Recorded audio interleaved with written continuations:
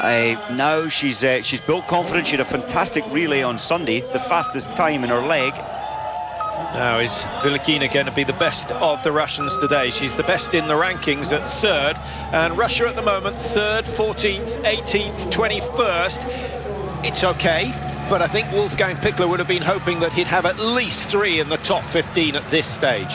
The aspect that's missing, isn't it, from the Russians? They've got the good shooting. That's achieved. It's in place. But they are some distance, some pace off the racing, and that's got to be a worrying factor. You can hear it, Yurlova just giving everything on these climbs. That's how much out of breath. She must be borderline on maximum at the top of this one. You can afford to go over the top because you get these quick recoveries.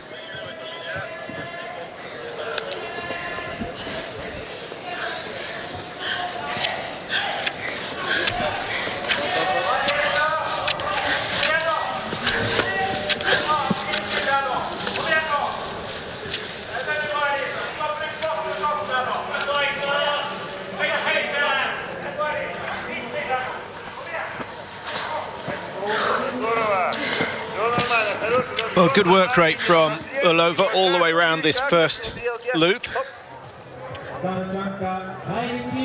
And she'll be approaching the range fairly shortly, just 2.5 kilometers each lap before the shooting. Now, Miriam Gusner, who's shown signs that she will be a challenger, not perhaps for the overall. I don't think she's consistent enough with that, but certainly she's capable of winning races this year. 3 times she's finished in 2nd place. She's yet to win a World Cup, but she did win the Junior World Championship pursuit back in 2001, so she comes from a sort of a successful pedigree. Oh, she has, and interestingly, Uschi Diesel, the great name of former German biathlon, she's saying, well, Gusner thinks too much about her shooting. She needs to just get a psychologist to help her. Well, here's someone who could probably help her. Tora Berger underway, wearing both the yellow and the red bib. Both come with bonuses for the day, financial benefits, and it's not so often you see the same person starting with both. It means she's the leader of the overall World Cup and the leader of the Sprint World Cup, and that's because she's had a 1st and a 2nd. Just about to say, this wind now coming stronger from her right. I was surprised she hadn't made that adjustment. Yeah, it's a complete switch around from yesterday. Yesterday blowing left to right. Today it's right to left. And it's stronger than it was when they were zeroing their weapons before the start. So we could see quite a few of the athletes making adjustments.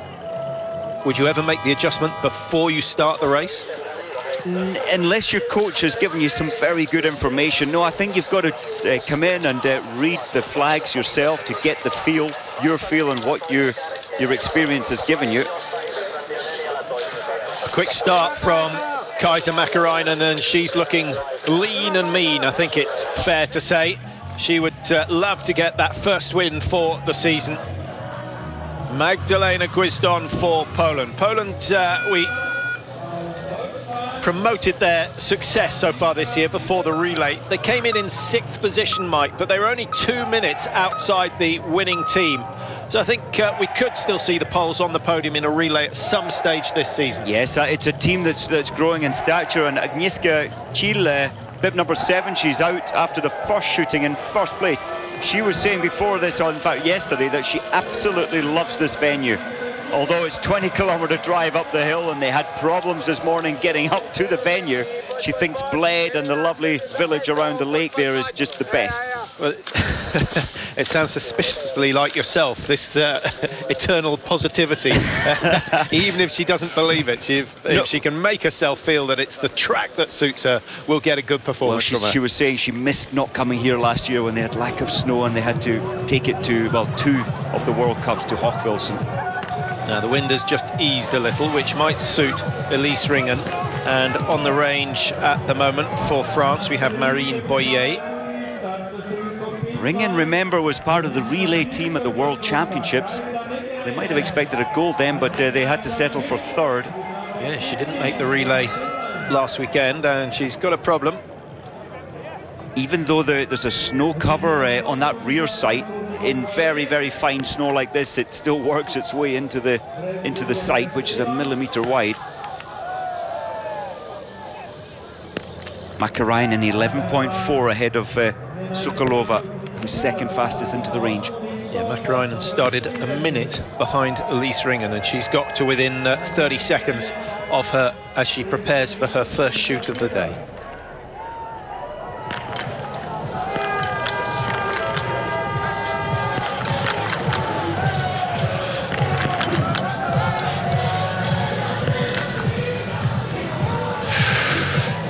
I was just about to say, Patrick, it must be in the back of Mäkinen's mind the fact that she did a penalty loop in the prone shooting in the relay on Sunday, and I think there was just a lack of confidence for that last shot going wide. That could prove very expensive indeed. Gabriela Sokolova.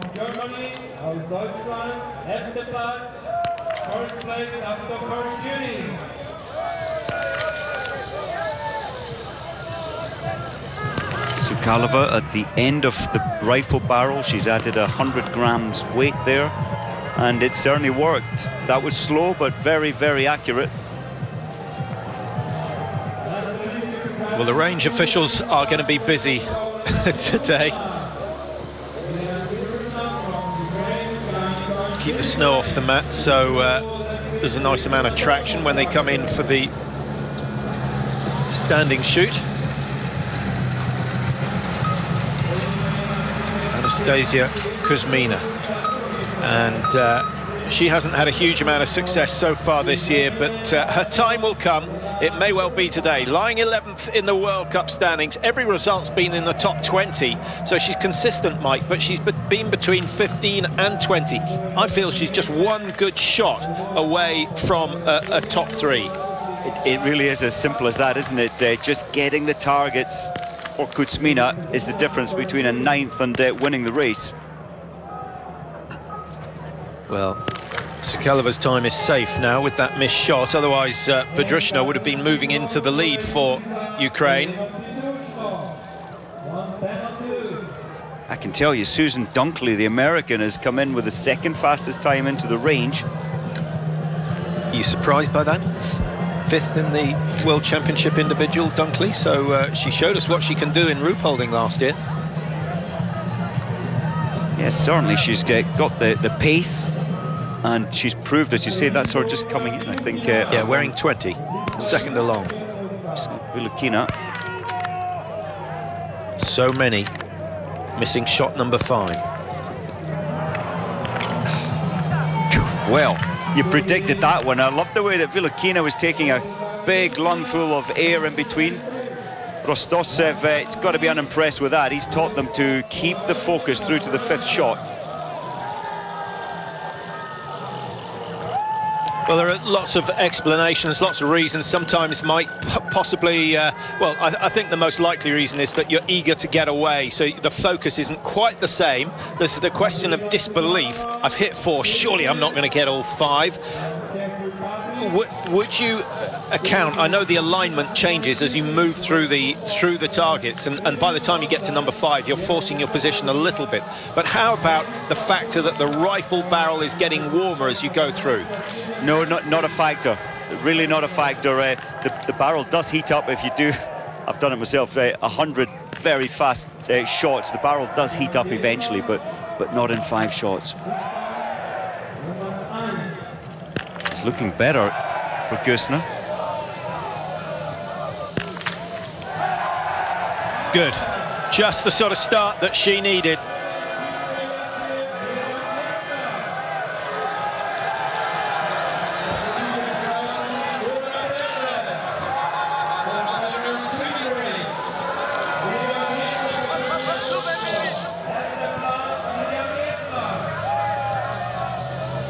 Now, Tora Berger with a chance. She's going to have to shoot very quickly to overtake Miriam Gusner, but she won't be thinking about that at this stage.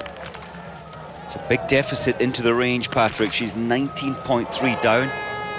As you say, she shoots so fast, she'll pick up some time. Well, she's now going to be 40 seconds behind at least. We're looking at a time of around 8:15 for Tora Berger by the time she's completed the penalty loop.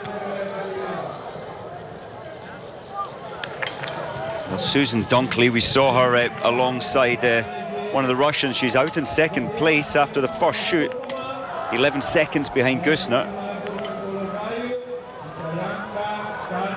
Alova, with that perfect shoot to start with, has given herself a good chance. She's a minute and 10 inside Oberhofer at the moment. The shoot will take roughly 30 seconds, and so provided she hits all 5, it will be a comfortable lead to the Russian after her second shoot.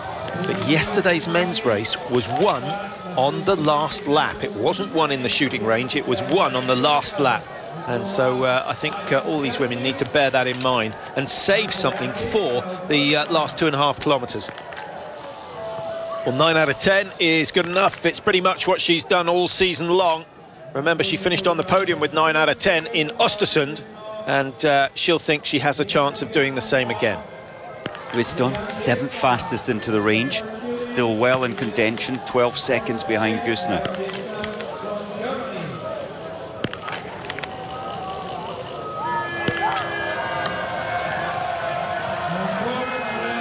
That was good.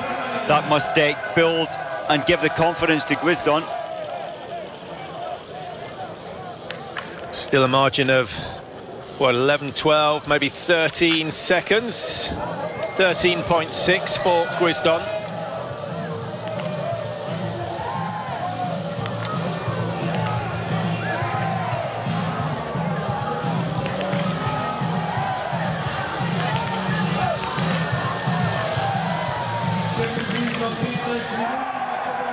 Well, that's some excellent shooting, and Hildebrand joins Karin Oberhofer of Italy as the only two to have shot the perfect score so far, but she's well inside Oberhofer's time. In fact, Chill of Poland just going out, and that, of course, is with 1 miss. So Chill is skiing fantastically well, but now finds herself pushed down into second position. 23 seconds the margin. Good start from Hildebrand.